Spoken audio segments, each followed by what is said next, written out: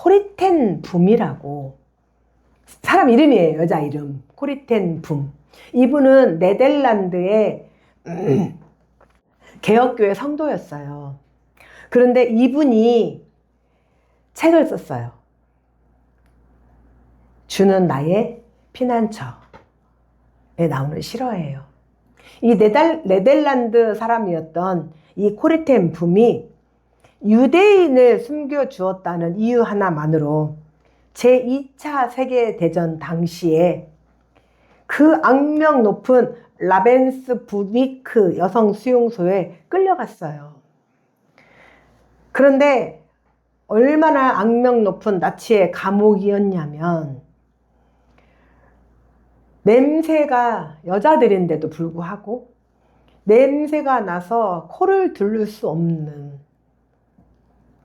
겨울에는 너무너무 추워서 아무리 서로 껴안고 있어도 체온이 전달이 안 될 정도로 그곳에서 감사함으로 은혜를 전하다가 살아남았습니다. 그래서 항상 기뻐하라, 쉬지 말고 기도하라, 범사에 감사하라. 그 범사에 감사함으로 데살로니가전서 5장 18절의 말씀처럼 그 감사함의 마음을 붙들고, 그의 언니 베시와 달리 이 코리는 불평과 불만으로, 그리고 저녁이면 새카만 벼룩대, 빈대가 올라와서 사람 뜯어먹기 때문에 잠을 잘 수조차도 없어요. 낮에는 노동의 고난과 고통과, 그리고 밤에는 이제 벼룩이의 고통으로 낮에도 밤에도 쉴 수가 없어요. 그래서 이 동생 코리는 나는 차라리 죽고 싶다, 여기에서 더 이상은 못 살겠다. 그럼에도 이 언니 베시는 끊임없이, 오히려 심지어 자기 피를 빠는 벼룩까지 주신 하나님께 감사를, 기도를 올려드렸습니다. 얼마 지나지 않아 그런데 기가 막힌 영적 반전이 일어났어요. 이 악독한 독일군 간수들이 이 28번 베시가 있었던 막사에는 단 한 번도 오지 않는 거예요. 왜냐하면 밤에 들여다만 봐도, 후레쉬만 비춰도 새까만 벼룩대들이 차차차차차 다니는 게 보이기 때문에 여기 잘못 왔다가 자기 깨끗한 그 간수 옷에 벼룩이 옮겨 붙을까봐 끔찍하게 여겨서 발길을 끊은 거예요. 그런데 이제 그러니 밤에 찬양한다고 붙들어가서 때려, 고문해. 다른 막사에서는 그런 일들이 벌어지는데 이 28번 막사는 또 따로 떨어져 있었고 간수들은 안 오고, 그러니 이제 이곳은 찬양의 에베터가 돼버린 거예요. 그래서 너무나 감사한 마음으로 원없이 찬양하고 예배를 드리는 수용소 안에 영적 아주 유일한 안전한 피난처가 되었습니다. 세상의 눈에는 벼룩이 득실거리는 저주의 장소였지만 사실 그곳은 하나님의 완벽한 보호하심이 덮인 거룩한 성소였죠. 오늘 우리가 함께 읽은 이 요한계시록 6장의 말씀은 불의하고 아주 잔인한 세상 속에서 믿음을 지키며 눈물로 피를 흘리던 성도들의 현 주소가 어디인지를 가장 웅장하고도 눈물겹게 보여주는 하늘의 계시예요. 사도 요한이 이 계시록을 기록할 당시 우리는 어땠는지 너무 잘 알죠. 이 당시 소아시아 7교회 황제 도미티아노스가 기독교 하나님을 믿는 자들을 무조건 데려다가 황제 숭배 강요, 그리고 잔혹한 박해 속에서 하루하루 숨이 막히는 고통 속에서 살아가고 있었어요. 그러나 오직 예수 그리스도만이 우리의 유일한 주님이시라고 고백했다는 그 이유가 고문의 이유, 핍박의 이유, 고통의 이유가 됐어요. 수많은 성도가 집에서 쫓겨나고 재산을 몰수당하고 마침내 원형 경기장에서 굶주린 짐승의 먹이로 참혹한 죽음을 당해야 했죠.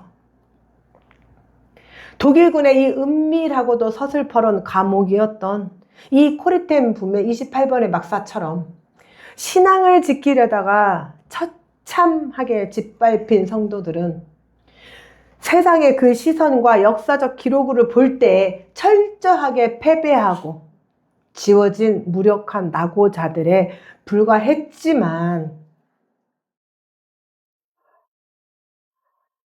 역사의 주관자이시고 심판자이신 어린 양 예수 그리스도께서 하늘 보좌에서 5번째 인을 떼시는 순간 영적 세계의 그 거대한 장막이 걷히면서 사도 요한의 시선이 핏빛으로 물든 이 땅의 절망에서 벗어나서 이제 가장 영광스럽고 가장 안전한 하늘 보좌의 심장부로 이동하기 시작을 합니다. 극심한 환난과 억울한 박해를 통과하고 목숨을 잃은 성도들의 영혼은 이제 차디찬 무덤 속이나 어두운 지옥의 구렁텅이가 아니라 그들의 하나님의 절대적인 통치와 거룩한 임재가 시작되는 바로 하늘 성전의 가장 깊은 곳, 바로 제단 아래에 머물고 있었어요. 구약 시대의 제사장들이 속죄 제물의 피를 번제단 아래에 쏟아 부었듯이 요한의 그 순교자들이 영혼을 하늘의 제단 아래에서 보았다는 사실은 놀라운 반전이죠. 세상의 권력의 칼날에 쓰러진 성도들의 죽음이 결코 무가치한 희생이나 비참한 패배가 아니고 헛된 죽음이 아니라는 것을 성경의 말씀이 증명을 하고 있습니다. 비록 세상은 그들을 버렸을지라도 하나님께서는 그들이 흘린 피와 눈물을 하늘 보좌에 드려진 가장 거룩한 예배의 제물로 기쁘게 흠양하셨다는 위대한 선언이에요. 아멘. 오늘 말씀을 준비하기 위해 제가 코리텐의 실화를 읽으면서 어쩌면 그렇게도 어디와 닮았어요? 우리 성탄주열방교회. 다시금 우리 교회 세울 때 그 기억들이 새록새록 올라오기 시작을 했습니다. 저희가 이 건물을 보러 왔었을 때 희한한 냄새가 났어요. 도대체 이 냄새가 무슨 냄새일까? 가까이 오기도 전에 한 50m 전부터 그 희한한 냄새, 평상시에 우리는 맡을 수 없는 그런 냄새, 건물 가까이 오면 올수록 진동을 하는 악취가 정화조 냄새도 아니고 무슨 냄새도 아닌, 어쨌든 악취는 악취인데 코를 찔렀어요. 그래서 우리 교회를 경매로 받아보려고 나왔던 그 사람들이 교회 건물을 받다가 비명을 지르고 기겁하고 도망치기 일쑤였죠. 그렇게 아무도 거들떠 보지 않아서 무려 3차례나 유찰이 되었습니다. 결국 하나님께서 우리에게 주시고 우리가 이곳에 와서 쓰레기를 치우기 시작하는데 그 방치된 쓰레기를 처리하는 비용만도 당시에 500만 원이 넘게 나갔어요. 저와 우리 성도들이 매일같이 아침부터 밤늦게까지 쓸고 닦아도 청소에 매달렸는데 끝나지가 않아요. 파보면 또 나오고 뒤치면 또 나오고. 그러니까 참다 못한 성도 한 분이 저한테 그러는 거예요. 목사님, 하나님도 참 주시려면 깨끗하고 좋은 건물 주시지, 왜 하필이면 이런 건물을 주셨대요. 그래서 제가 그랬어요. 만약에 이 건물이 깨끗했다면 우리 거 됐을까요? 누가 채가도 1차 때 벌써 채갔죠. 하나님께서 가난하고 힘없고 돈 없는 우리를 위해서 비닐하우스도 줬사오니 다 쓰러져가는 천막도 줬사오니 원 없이 마음껏 찬양하고 기도하고 부르짖고 통성할 수 있는 그런 곳을 주시옵소서라고 기도했던 우리의 그 간절한 기도를 들으시고 돈 있나요? 힘 있나요? 백 있나요? 그리고 이곳은 일부러 짐승의 똥과 새카만 곰팡이로 감춰 놓으신 겁니다. 그런데 보세요. 오늘날 벌써 제가 8년 전 얘기를 하고 있는 거예요. 짐승의 오물이 깨끗하게 치워진 그 자리에 거룩한 예수 그리스도의 십자가가 세워지고 우리 성도들의 눈물의 기도가 이 예배당 바닥을 적셨을 때에 매일 상한 심령과 질병에 짓눌린 영혼들이 사방에서 몰려와 치유를 받고 그리고 하나님의 살아계심을 경험하는 영광스러운 예배당으로 완벽하게 탈바꿈을 했습니다. 아멘. 그 폐허와 다름없는 더러운 건물을 하나님의 은혜로 덮으셔서 하늘의 영광을 창조해내시는 하나님의 그 기가 막힌 계획, 우리를 향하신 그 위대한 치유와 회복의 능력, 이제 전국에서 몰려오고 전 세계에서 몰려옵니다. 아멘. 그 고양이 똥과 곰팡이와 개똥으로 덮여있던 이 건물에 전 세계에서 전국에서 몰려와서 이제 이곳이 하나님의 영광을 드러내는 자리, 하나님을 드높이는 자리, 아멘. 하나님의 살아계심을 존재하심을 드러내는 자리로 하나님의 계획을 이루십니다. 아멘. 로마서 8장 36절의 말씀을 보면 바울 사도가 이렇게 말을 합니다. 우리가 종일 주를 위하여 죽임을 당하게 되며 도살을 당할 양같이 여김을 받았나이다 라고 고백을 합니다. 이 말씀이 과연 단지 과거의 순교자들에게만 해당되는 말씀일까요? 오늘날 믿음대로 살기 위해 기꺼이 손해를 감수하고 세상의 방식과 타협하지 않는 우리의 그 묵묵한 일상이 바로 도살당한 양과 같은 삶이죠. 계속되는 영적 전투에서 때로는 지치고 나만 초라하게 뒤처지는 것 같아서 때로는 얼마나 또 절망스럽습니까? 공무원 중에서 제가 말하는 건 기독교인이 아닌 그리스도인을 두고 하는 말입니다. 공무원 중에서 또는 회사에서 진급이 가장 늦는 게 그리스도인이라고 합니다. 제가 다시 한번 말씀드렸습니다. 기독교인과 그리스도인의 차이를 제가 말씀드렸죠. 우리 성산주열방교회는 특별히 기독교인과 그리스도인을 차이를 둡니다. 왜 그런지 아시죠? 공무원 진급, 각 기업에서 진급이 가장 늦는 것이 바로 그리스도인이라고 합니다. 왜 그럴까요? 왜 그럴까요?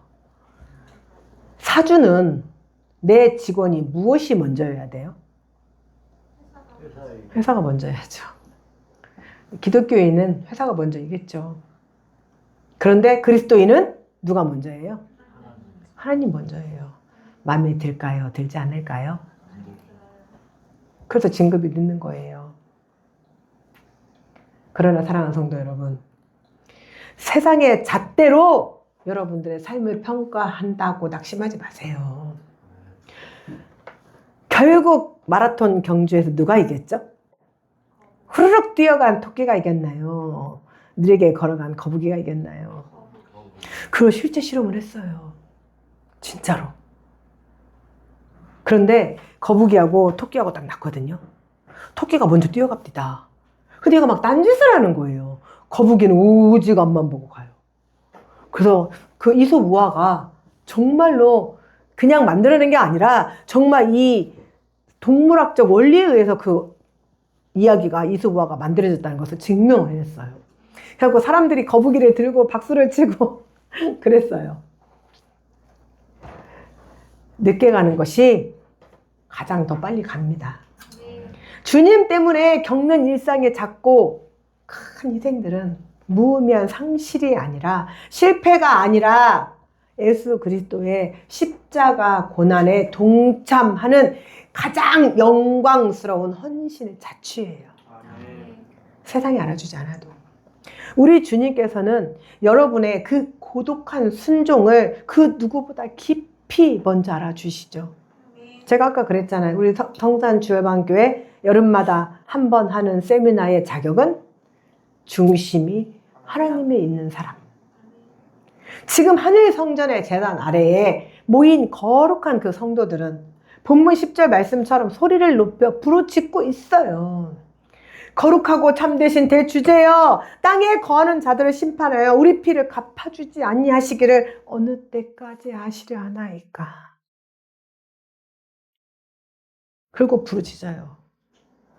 근데 이것을 읽는 분들이 이 말씀에서 많이 시험에 들어요. 그럼 지가 먼저 됐다고 해서 빨리 하나님께서 이 땅을 멸해달라고 지금 기도하는 거냐? 제가 문자적인 성경이 아니라고 말씀을 드렸죠. 그러니까 세미나 오면 돼요. 세미나에 오면 제가 그 속에 들어있는 정말 하나님 우리에게 하고 싶은 말씀을 하나하나 다 알려드리잖아요. 그죠?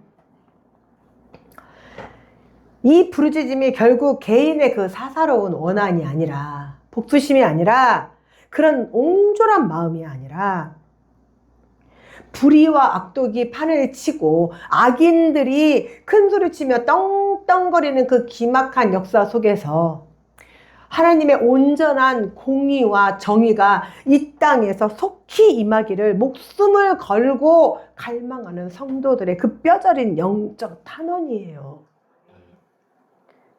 우리 역시도 치열한 삶을 살다 보면 하루에 수십 번씩 가슴 밑바닥에서부터 이 고통스러운 탄식이 터져 나오잖아요. 시편 13편의 다윗처럼 언제까지입니까? 하나님, 도대체 언제까지입니까? 그리고 가슴을 치고 불을 찢을 때가 있습니다. 그런데 여러분, 여기서 한 가지 짚고 넘어갈 것이 있습니다. 문자적으로만 해석을 한다면 그냥 나의 어떤 남편의 관계, 또 내 질병의 관계, 내 아내의 관계, 자식의 관계, 부모의 관계 속에서 언제까지 내가 참아야 하냐고? 내가 언제까지 하나님께서 나를 이 물질의 고통에서, 나를 이 질병의 고통에서, 내 아내와 남편과 자식과 부모의 관계 속에서 내가 이렇게 해야 되냐고 개인적인 소원 성취용 푸념으로 여겨요. 그런데 여러분 제대로 아셔야 돼요. 지금 이 제단 밑에서 부르짖는 사람들은 그런 게 아니에요. 아니에요. 그럼 뭐예요? 내 삶 속에서 하나님을 믿기 위해서 진급이 늦고, 내가 회사에서 사주의 눈에 밖에서 나서 내가 쓸모없는 사람처럼 느껴질지라도 내가 그것을 이겨내고 하나님 앞에 나아가겠다는 것, 내가 하나님 앞에 서겠다는 것, 내가 하나님 앞에 하나님 말씀대로 반드시 승리하겠다는 것, 아멘. 바로 그거예요. 아멘.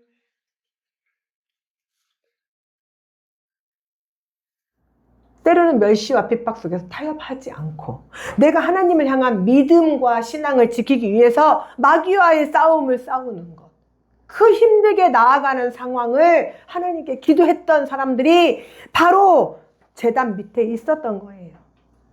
이제 확실히 아시겠어요?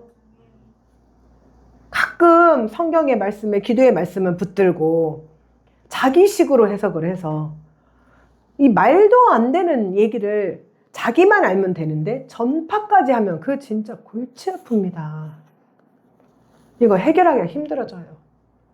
복음을 위해서 억울하게 고난당하고, 내가 세상을 선택하고 회사를 선택하고 내가 직장을 선택하고 내가 관계를 선택하고 가족을 선택하는 것이 아니라 하나님 안에서 하나님을, 오직 하나님을 선택하기 위해서 몸부림쳐 살다가, 제가 가끔씩 한번 물어보고 싶어요. 제가 저한테 그 질문을 던졌었거든요. 나라면 입버릇처럼 순교를 당하고 순교하여 죽겠다고 하는데, 그렇다면 좋아요. 차라리 이슬람에게, IS에게 붙들려서 빵은 쉬울 것 같아요. 한 번만 찔 걸 참으면 되니까. 그것처럼 차라리 고통 없이 죽는 게 없어요. 그런데 너 일본 초기 기독교처럼 너 하나님 믿을 거야, 안 믿을 거야? 기어코 하나님 믿겠습니다. 툭 잘라요. 부모가 보는 앞에서, 자식이 보는 앞에서 하나님 믿을 거야, 안 믿을 거야? 한쪽에서 피가 철철철철. 믿습니다. 나의 주, 나의 하나님을 버릴 수 없습니다. 또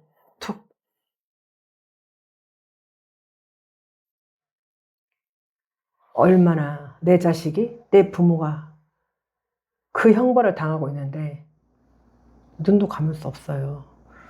눈 뜨고 보게 만들기 때문에. 눈을 감는 순간 뒤에서 엄청난 살을 파고 에이는 고통이 따라옵니다. 양쪽 팔에서 피가 절절절절 흐르는데 믿을 거야 안 믿을 거야? 나는 나의 주 나의 하나님 버릴 수 없습니다. 오른쪽 다리 툭.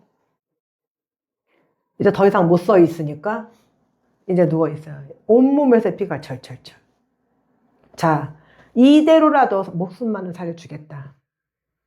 믿을 거야 안 믿을 거야? 나의 주 나의 하나님 배신할 수 없습니다. 마지막 툭. 그래도 사람은 살아있어요. 자, 이제 마지막. 몸뚱아리와 고개만, 목만, 여기만 살아있는 그것을 바다에다 빠칩니다. 일본의 초기 기독교 신앙이 그렇게 박해를 당했어요. 그렇다면 그런 고통 견딜 수 있을까?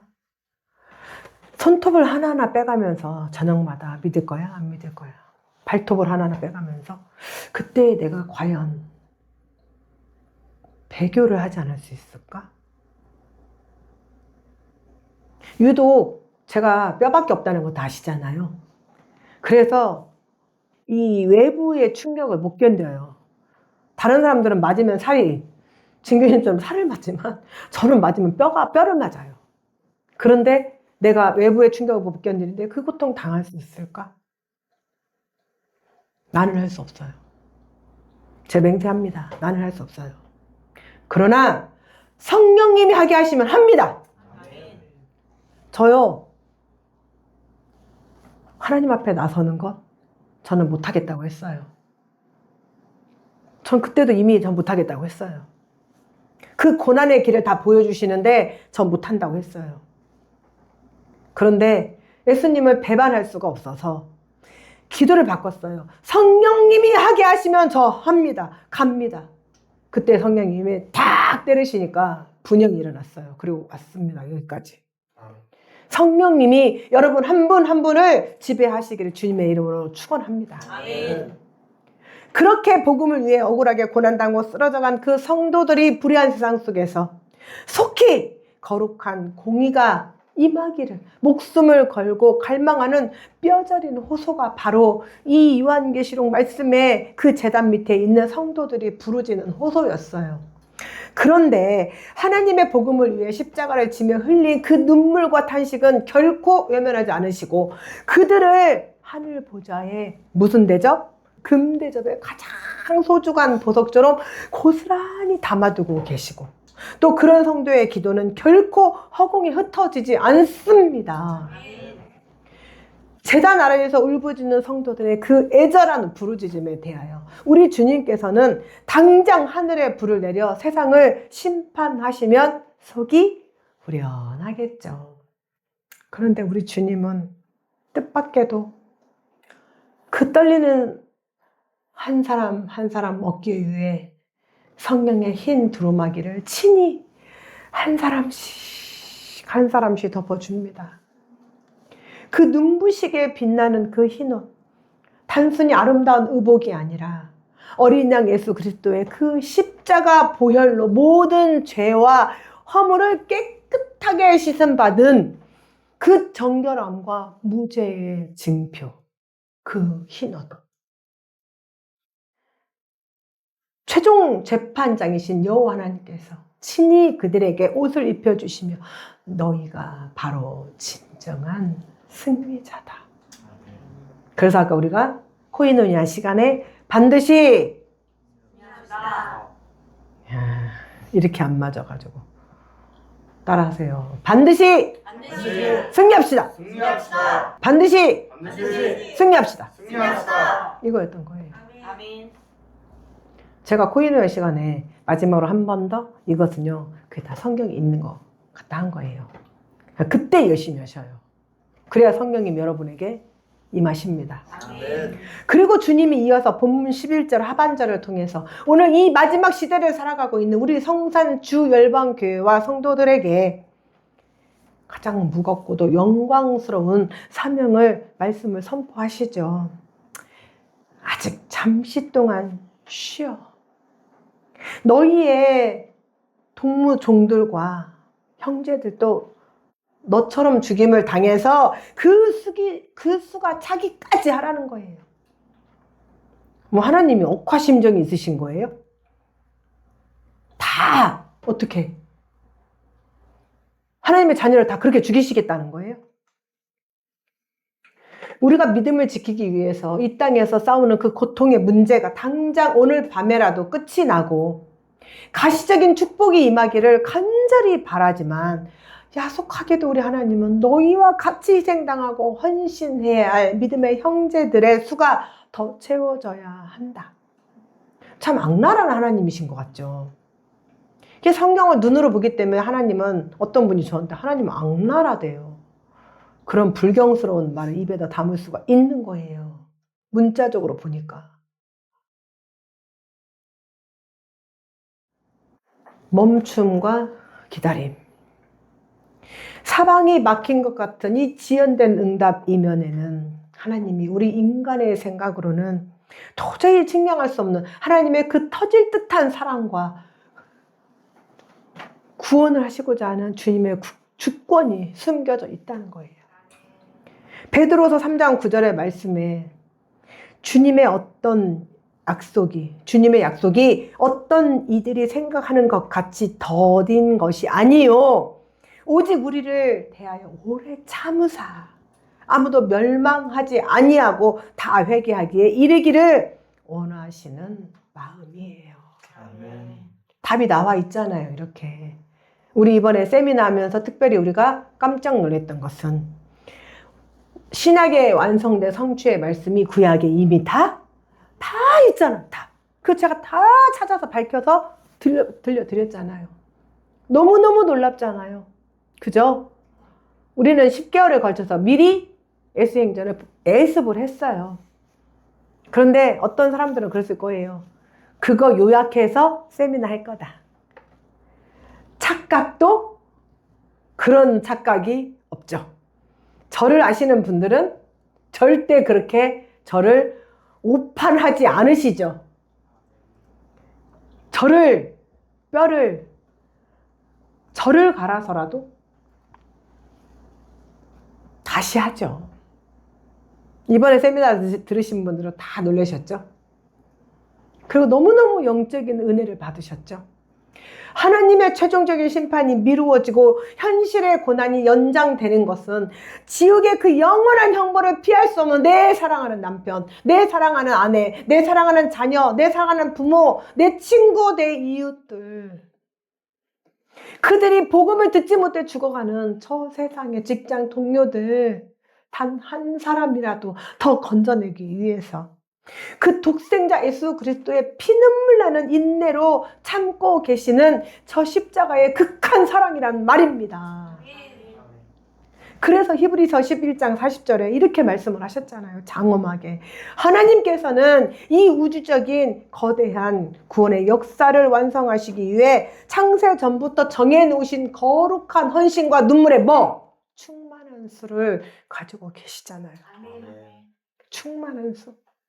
그 한 명이라도 노아의 방주 홍수 때에 노아가 문 닫지 않았어요. 하나님이 기다리셨어요. 끝끝내.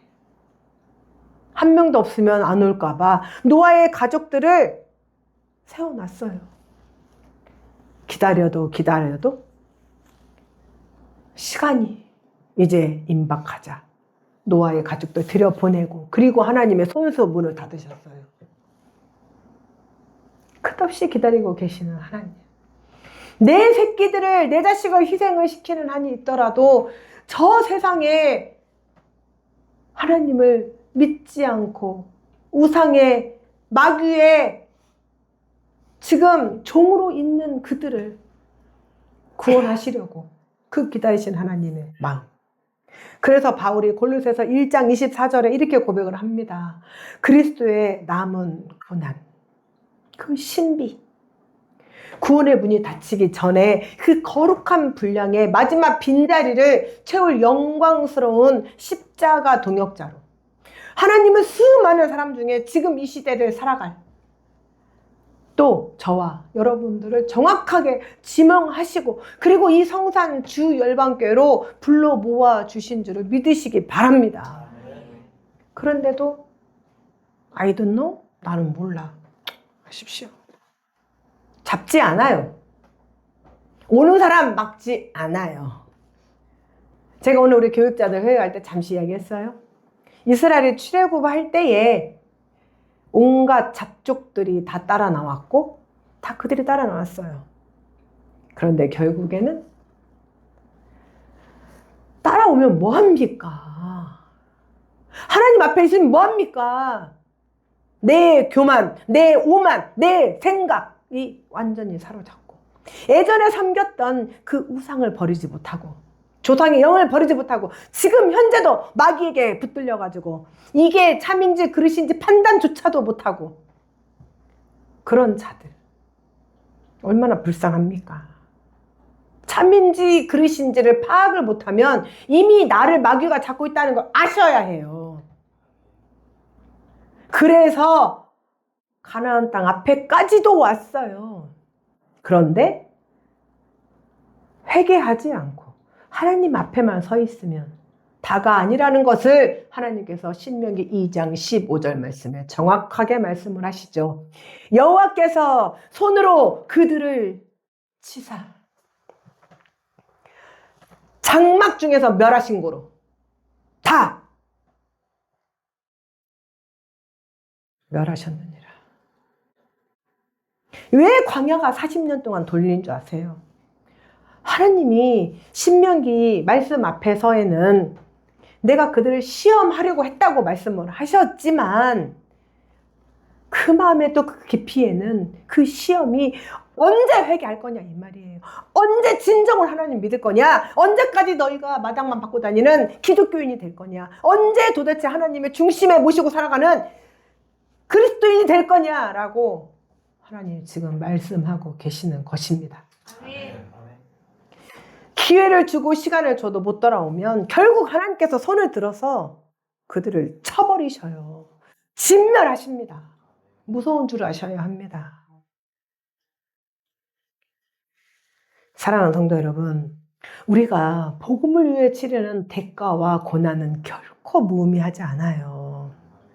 하나님은 우리의 순종을 통해 구원의 완성이라는 거대한 역사적 분량을 채워가고 계신다니까요. 그래서 제가 그랬잖아요. 하나님은 결과를 보시는 분이 아니라 우리의 하루.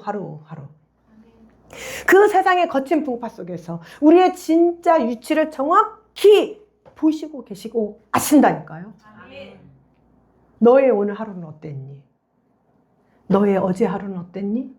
너의 내일의 하루. 우리의 하루. 내 마음. 저도 아는데 하나님 모르시겠습니까? 정말 하나님이 요즘에 제 영화는 완전 활짝 열으셔가지고요. 그냥 사람 딱 보면은요. 지금 무슨 마음 먹고 있는지 다 알아요. 그러면 진짜 맞아요. 심지어는 꿈으로도 알려주셔요. 어제요. 제가 아침에 못 일어났어요. 눈은 막 뚱뚱 붓고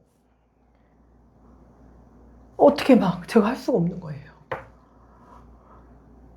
하룡 못 일어났어요. 그 와중에 하나님이 꿈을 딱 꾸게 하셨는데 제가 그랬어요. 그렇게 되겠구나. 그렇게 됐습니다. 놀랍죠. 진짜. 우리의 진짜 영적 위치. 나의 진짜 내 좌표가 어디인지. 우리 영적 주소는 오직 하나님 보좌 아래. 그리고 우리가 하나님께서 최후의 두루마기 하나하나 입히셔서 마지막 우리가 가야 할 그 자리는 하나님의 거룩한 숨결이 느껴지는 그 자리. 그 하나님과 가장 가까운 그 자리. 그러면 우리는 모든 걸 다 소유하게 된 거예요. 우리가 오직 기도할 것은 마태복음 6장 33절의 말씀처럼 너희는 먼저 그의 나라와 그의 의를 구하라. 그리하면 이 모든 것을 너희에게 더하시리라. 또 차고도 넘쳐 흐르게 하신다니까요. 아멘. 내 기도할 필요 없어요. 하나님 하셔요. 다.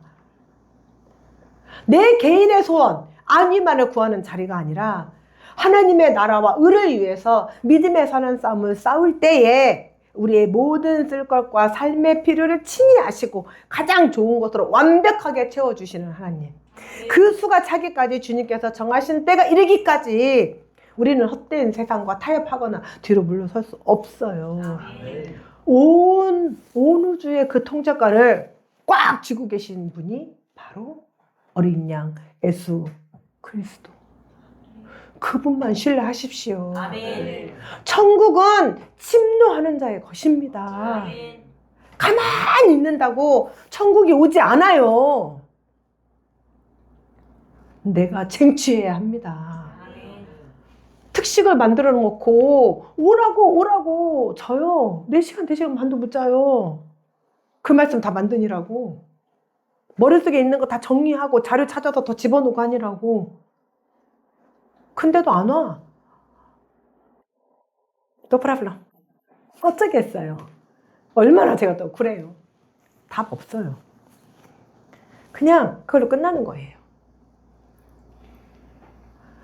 제가 똑같이 다음 세미나에 이걸 또 할까요? 아시죠? 안 해요. 그건 그걸로 끝나는 거예요. 열심히 쟁취하십시오. 그리고 싸우십시오. 그리고 이기십시오. 반드시. 그래서 반드시 승리의 면류관, 의의 면류관, 영광의 면류관 받으시고 그것을 누리시는 사랑하는 성산 주열반교회 성도님들 한 분 한 분이 되시기를 주님의 이름으로 축원합니다. 아멘.